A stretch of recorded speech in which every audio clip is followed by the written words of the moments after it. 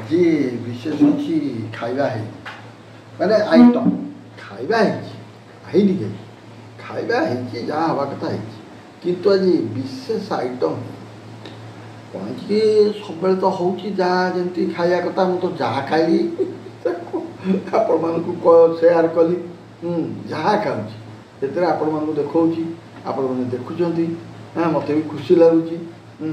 କିନ୍ତୁ ଆଜି କ'ଣ ହେଇଛି କି ଆଜି ଜେଜେମା ତୁମମାନଙ୍କର କ'ଣ କରୁଛନ୍ତି ଜାଣିଛ? ଭାତ, ଅରୁଆ ଭାତ ଟିକେ କରିଛନ୍ତି, ଡାଲମା ଟିକେ କରିଛନ୍ତି, ପାମ୍ପଡ଼ ଭାଜିଛନ୍ତି, ଲେମ୍ବୁ ଲୁଣ ଲଙ୍କା ଦେଇଛନ୍ତି, ତା ସାଙ୍ଗରେ କ'ଣ ଭେଣ୍ଡି ଭଜା।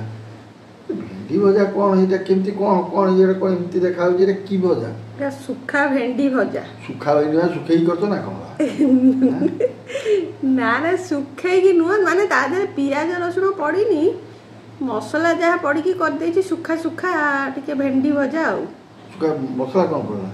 ମସଲା ଆ ଦେହରେ ପଡ଼ିଛି ଟିକେ ଧନିଆ, ଜିରା, ପାନମଧୁରୀ, ଆଉ ଅଦା, କଞ୍ଚା ଲଙ୍କା, ଆଉ ଧନିଆ ପତ୍ର ଯାହା ପକା।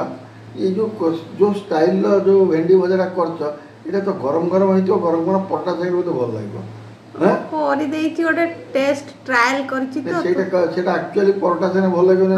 ପରଟା ସାଙ୍ଗରେ ହିଁ ଏଇଟା ଖାଆନ୍ତି, ମୁଁ ଟିକେ ଭାତ ସାଙ୍ଗରେ କରିଦେଇଛି। କାହିଁକି ତୁମର ଟିକେ ଅଧିକା ବୁଦ୍ଧି ବାହାରି ପଡ଼ିଲା ଟିକେ? ନା ଏଇଟା ଟିକେ ମୁଁ ଏକ୍ସପେରିମେଣ୍ଟ କରୁଛି ତ, ତମକୁ ଆଗ ଦେଇଛି ଟେଷ୍ଟ କରିବା ପାଇଁ କି, ତମେ ଖାଇକି କହିବ ଯଦି ଭଲ ଲାଗିବ ତାହେଲେ ପରଟା ସାଙ୍ଗେ କରିକି ଖାଇବାକୁ ତମକୁ ଦେବି, ନହେଲେ ଆଉ ଭାତ ସାଙ୍ଗରେ ଚଳେଇ ଦିଅ କାମ। ଆଉ ଆଜି ମାନେ ଅରୁଆ ଭାତ, ଡାଲମା, ପାମ୍ପଡ଼, ଭେଣ୍ଡି ଭଜା, ସୁଖା ଭେଣ୍ଡି ଭଜା।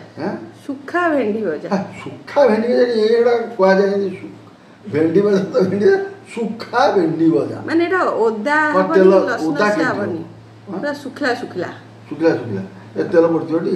ତେଲ ପଡ଼ିଛି। ଶୁଖିଲା କେମିତି ହେଲା? ପାଣି ଦିଆ ହେଇନି ଏଥିରେ, ପାଣି ଦିଆ ହେଇନି, ପୁରା ସୁଖା ଭଜା ହେଇଛି, ତେଣୁ ଆକୁ କୁହାଯିବ ସୁଖା ଭେଣ୍ଡି ଭଜା। ଆପଣ ମନେ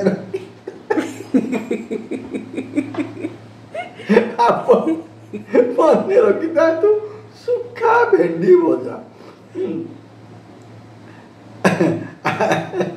ଆପଣ ମନେ ରଖିଥିବେ, ଯେଉଁ ସୁଖା ଭେଣ୍ଡି ଭଜାକୁ ଡାଲମା, ଭାତ, ଅରୁଆ ଭାତ ହେଇଛି, ଆଉ ଲେମ୍ବୁ ଲୁଣ। ସତ କଥା କହୁଛି, ଅରୁଆ ଭାତରେ ଡାଲମା, ତା ସାଙ୍ଗରେ ଲେମ୍ବୁ ଲୁଣ ଲଙ୍କା ପାଗ, ଏତିକି ଯଥେଷ୍ଟ। ଏ ଯୋଉ ପାଗରେ ପରିବା ତ ରେଟ୍ ପ୍ରବଳ, ଆଉ କ'ଣ କରିବି, ଏ କରିଦେଲି ତମେ ଖାଇଦବ। ଆଉ ପରିବା ଆସୁନି କି? ଆସୁଛି ଯେ ଯାହା ଅଛି ମୁଁ ସେଇଥିରେ କରିଛି, ତମେ ଆଗ ଖାଇକି କହିଲ, ଆଗ ଖାଇକି କୁହ କ'ଣ କେମିତି ସୁଖା କରିଛନ୍ତି, ଆଗ କହିଲେ ଖାଇକିରି କୁହ କେମିତି ହେଇଛି। ଆଚ୍ଛା ହଉ, ତାହେଲେ ମୁଁ ଭାତ ଡାଲମା ସବୁ ନ ଖାଇକିରି ବର୍ତ୍ତମାନ ଏଇ ଯେଉଁ ସୁଖା ଭେଣ୍ଡି ଭଜାଟା ହେଇଛି ଖାଇକିରି କହିବା ଦେଖିବା।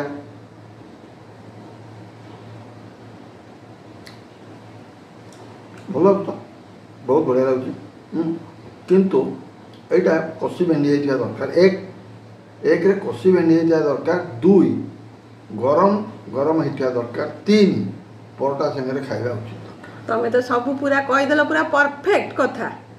ଆଉ ମୁଁ ଯାହା ଖାଇଲା ପରେ ଯାହା କହିଲି ସେଇଟା ମୁଁ ଭାବିକିରି କହୁଛି, ଏଇଆ କଲେ କାହା ସାଙ୍ଗରେ କେଉଁଟା ଖାଇଲେ, ଅରୁଆ ଭାତ ଡାଲମା ଲେମ୍ବୁ ଲୁଣ ଲଙ୍କା ଖାଇ ହେଇଯିବ।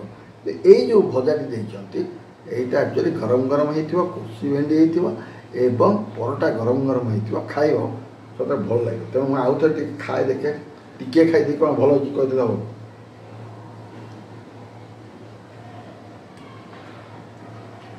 ସତରେ ବହୁତ ବଢ଼ିଆ ଲାଗୁଛି, ମାନେ ଏଇ ଯେଉଁ ସୁଖା ଭେଣ୍ଡି ଭଜା, ଓ ଫାର୍ଷ୍ଟ କ୍ଲାସ୍। ଆପଣମାନେ ଘରେ କରି ଖାଇବେ, ମୋତେ କହିବେ, କିନ୍ତୁ ପରଟା ସାଙ୍ଗରେ, କିନ୍ତୁ ଗରମ ଗରମ ପରଟା ସାଙ୍ଗରେ।